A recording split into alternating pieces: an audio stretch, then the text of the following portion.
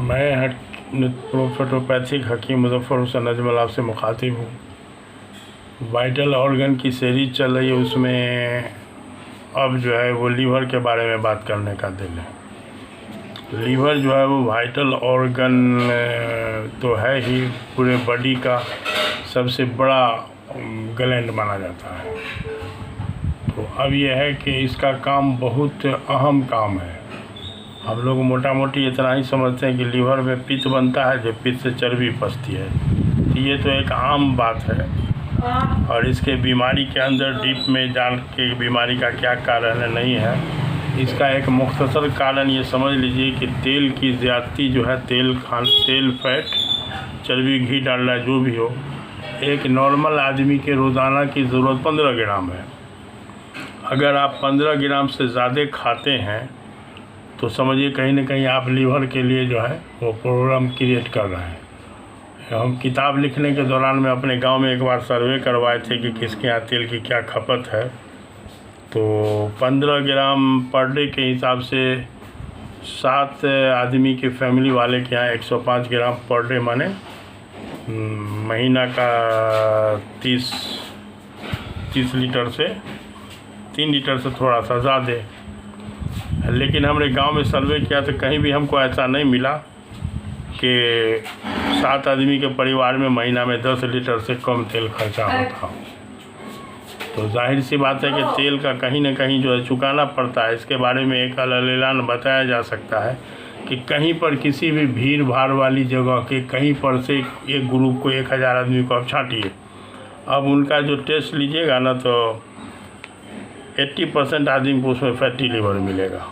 Fatty liver, बल्कि liver, मतलब ये कि लीवर में फैट नहीं जमा होता, लीवर बढ़ा हुआ है, जो डॉक्टर ऊपर से छू के भी, सीना को दबा हुआ के भी उसका अंदाज़ लेते हैं। और मोटा मोटी 15 ग्राम से ज़्यादा अगर आप तेल खा रहे हैं तो समझ लीजिए कि आप खुद ख़तरा मोल ले रहे हैं। हमने एक 17 साल की लड़की का इलाज किया था, पित्त के पत्थर का, जो ऑपरेशन के डर से उसका माँ बाप हमारे पास आया। तो वो लड़की के माँ का कहना था कि घर का कोई काम नहीं करती है, सिर्फ सब्ज़ी पकाने के लिए, मतलब उसमें अपने मन से तेल डालने के लिए जो है वो सब्ज़ी अपने पकाते वक्त आके चूल्हा पर बैठ जाएगी और सब्ज़ी खूब मन से पकावेगी, तेल डाल के उछल के। तो उसको बहुत समझा बुझा के उसको परहेज़ करवाना पड़ा। अब 17 साल की लड़की, अब ये पित्त जो है वो ऑपरेशन करके निकाल दिया जाएगा तो ज़िंदगी भर के लिए मुंह पर जाबी वाला ज़िंदगी हो जाएगा। कोई कभी खट्टा मीठा, कोई तेल, कभी कुछ, ही सब फाजिल चीज़ कोई चीज़ खाएगी तो एक प्रॉब्लम शुरू हो जाएगा। तो बहरहाल समझा बुझा के भी लोग परहेज़ पर आमादा नहीं होते हैं। और लीवर के बीमारी का कोई भी इलाज जो है ना, 100% तेल, घी, चर्बी, डालडा के परहेज़ से शुरू होता है।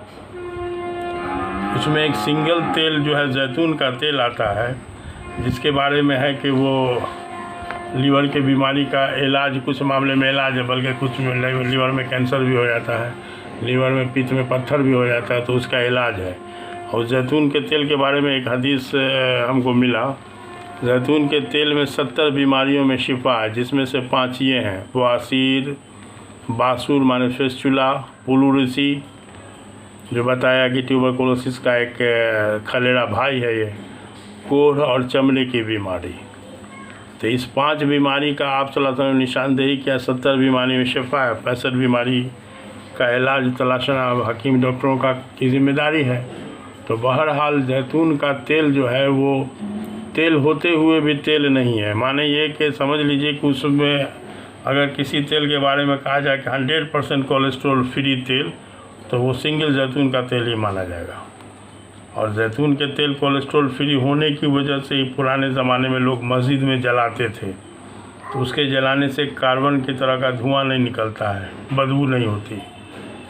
तो मस्जिद पाक साफ जगह है, तो इसलिए मस्जिद में मिट्टी का तेल वगैरह नहीं जलेगा, तो जैतून का तेल ही लोग जलाते थे। तो बहरहाल तो जैतून का तेल ही कोलेस्ट्रॉल फ्री तेल है और लीवर के किसी भी बीमारी का इलाज है।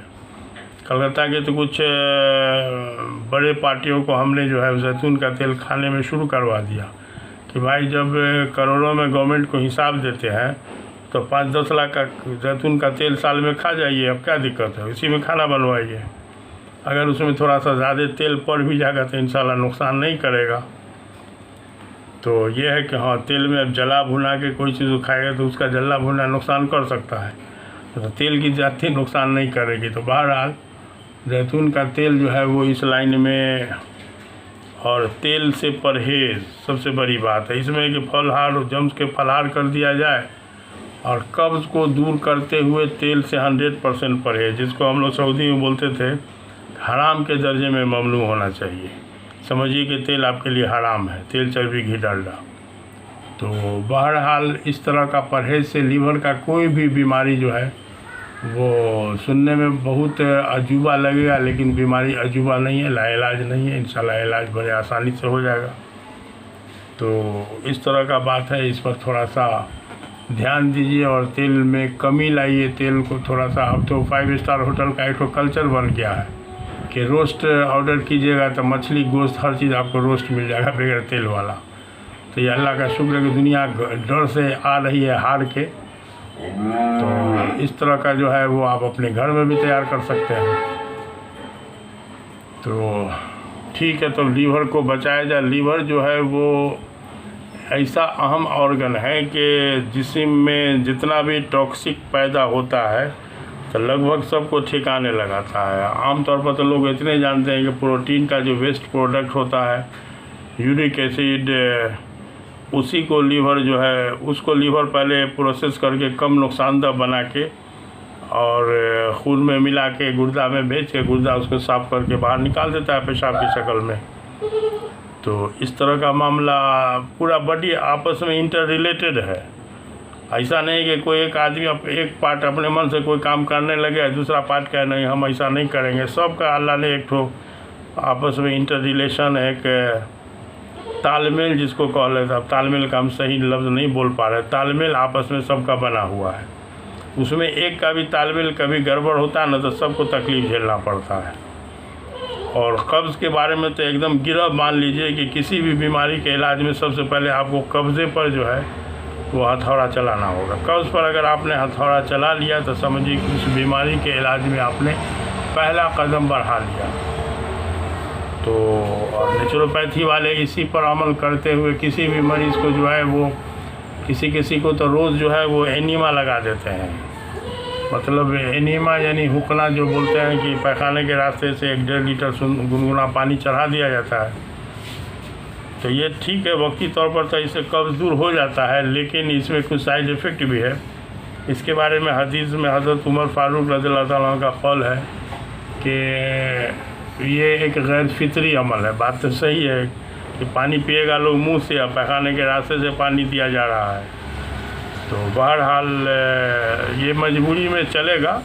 एक बार हमारे एक बहनोई थे, वो हम लोग के बहुत बचपन में उनको बुखार लगा था। 8-10 दिन तक बुखार नहीं उतर रहा था। तो हम लोग के गांव से 17 किलोमीटर पर समस्तीपुर शहर है। तो ये बात होगी अभी से कम तो 50-60 साल पहले की बात होगी, 60 साल पहले की बात होगी। तो वहाँ से एक डॉक्टर को स्पेशल लाया गया, कॉल करके पूरा फीस दे के। एक बंगाली डॉक्टर थे, तो उन्होंने जो हालत देखा तो उन्होंने हुकना लगवाया। तो अम्मा बताती थी कि हुकना के बाद जो उनको लैट्रिन हुआ, ऐसा बदबूदार लैट्रिन हुआ कि लगता था कि दिमाग फट जाएगा लोगों का। नाक क्या फटेगा, दिमाग फट जाएगा। तो बहरहाल कब्ज़ पर पहला प्रहार करना पड़ेगा। पहला कब्ज़ पर अगर प्रहार हो गया तो समझ लीजिए कि आपने बीमारी के इलाज में पहले स्टेप को आपने फतह कर लिया। इसीलिए पुराने हकीम जितना भी गुज़रे हैं, एक सनाई मक्की के बारे में जो हम बताते हैं, तब तो सनाई अपने मध्य प्रदेश वाला मिलता है, मक्की नहीं है लेकिन मिला जुला काम चला हुआ था। जितने भी हकीम गुज़रे पुराने, हकीम ने मतलब कल्ब के किसी भी तरह के बीमारी के इलाज में सना के इस्तेमाल को सर फहरिस्त करार दिया है, इसलिए कि वो कब्ज़ को दूर करती है। और कब्ज़ जो है वो हार्ट अटैक का भी कारण बनता है। तो इसीलिए कब्ज़ को हमेशा 1 नंबर में लिया जाए और उसी के बाद कदम बढ़ाया जाए। और हमने अक्सर देखा है कि लोग इसके बारे में कुछ समझते भी नहीं, कुछ पूछना भी गवा। बाई चांस का भी मरीज़ अगर कोई बोला तो एक एलोपैथ वाला कुछ दे दिया, कुछ लिक्विड टाइप का। तो बहरहाल कब्ज़ के बारे में हम एक चैप्टर बहुत लंबा बना चुके हैं शुरू में, कि कब्ज़ को दवा से नहीं, कब्ज़ को खान पान से ही सही इलाज किया जाए। दवा से तत्काल तौर पर, जैसे तत्काल में बताते, वीडियो लंबा हो लेकिन तब भी सुन लीजिए। एक हमारे गांव में, एक बगल के गांव, अपने गांव ही में हमारे साइड में कुछ हमारे बिरादर वतन जो है वो भूमियार लोग आबाद हैं, जो बैल भैंस भी पालते हैं। तो एक बार सुबह में मॉर्निंग वॉक में हम गए हुए थे तो देखा कि एक बैल जो बेचारा सुस्त बना हुआ बैठा हुआ है, और उसका नास रास उस गर्दान उदान सब खुला, कोई रस्सी से नहीं, फ्री बैठा हुआ है। अब बेचारा भाग भी नहीं था। हमने पूछा क्या हुआ है बैल को, तो कहा कि इसको देखिए ना, सो छिमरा उमरा रहर का जो खा लिया ना, हल जोतने गया था, तो उसका पेट फूल गया है, सो पाजा उजा छोड़े हुआ है। तो इसीलिए डर से वो लोग, हिंदू के थियोलॉजी में है कि अगर गर्दन बांधा हुआ बैल अगर किसी खूंटा में मर जाते है उसको पतिया लग जाता है, उसके लिए ओझा जी को पूरा पूजौना जाना देना पड़ेगा, कैसे कैसे। तो इस डर से है, अक्लमंदी है कि पहले खोल दो जल्दी से रासूस, अब जो है इत्मीनान से बैल अपना मरेगा, फेंकवा दिया जाएगा।